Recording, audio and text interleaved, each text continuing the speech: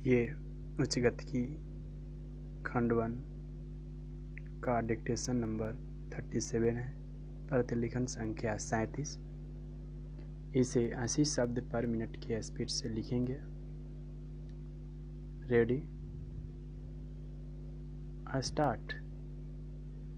उपाध्यक्ष महोदय, बजट पर जो चर्चा चल रही है उसमें भाग लेते हुए मैं भी अपने विचार सदन के सामने प्रस्तुत करना चाहता हूँ।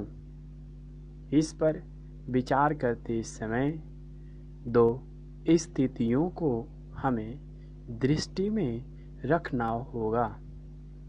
एक दृष्टि यह है कि किस स्थिति से हमारा देश गुजर रहा है, उसमें हमें क्या करना है, और दूसरी दृष्टि यह है कि भविष्य में देश को किस दिशा में ले जाना चाहते हैं।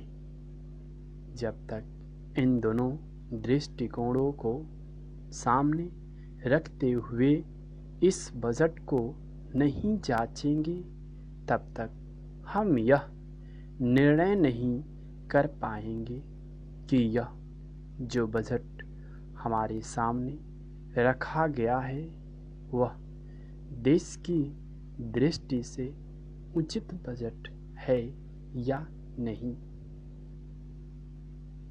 जब मैं इस समय की स्थिति को देखता हूँ तो मेरा सामने देश की संकटकालीन स्थिति आ जाती है।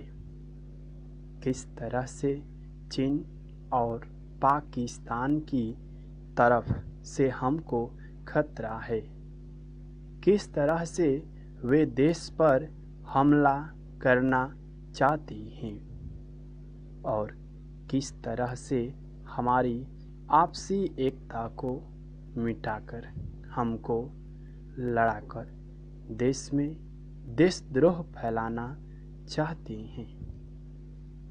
इसके साथ ही साथ जब मैं पिछले बजट को सामने रखता हूँ तो मुझे यह कहना पड़ता है कि आज का बजट चाहे जिस स्थिति में भी रखा गया हो, बहुत सुंदर बजट है। एक ईमानदार कोशिश हमारे वित्त मंत्री महोदय ने इस बजट को तैयार करते समय की है, लेकिन एक राजनीतिज्ञ की दृष्टि से जब मैं देश के भविष्य की ओर देखता हूँ तो मुझे यह कहने में कोई संकोच नहीं होता है कि कोई विशेष समाधान इस बजट से नहीं निकलता। मैं जिस पार्टी से संबंध रखता हूँ उसका जो उद्देश्य है उसको सामने रखते हुए मैं यह कह सकता हूँ कि जो हमारे सामने आदर्श हैं वे सब आज ही पूरे नहीं हो सकते।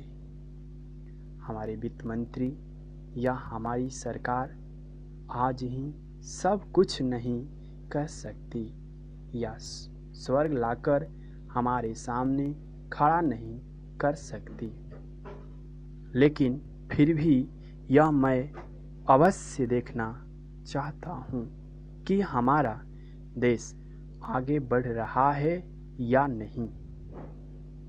जिस दिशा में हम आगे नहीं बढ़ रहे हैं उसे देखकर मुझे निराशा अवश्य होती है। जो प्रस्ताव कांग्रेस अधिवेशन में पास हुआ उसके मूलभूत विचार मैं आपके सामने रखना चाहता हूँ।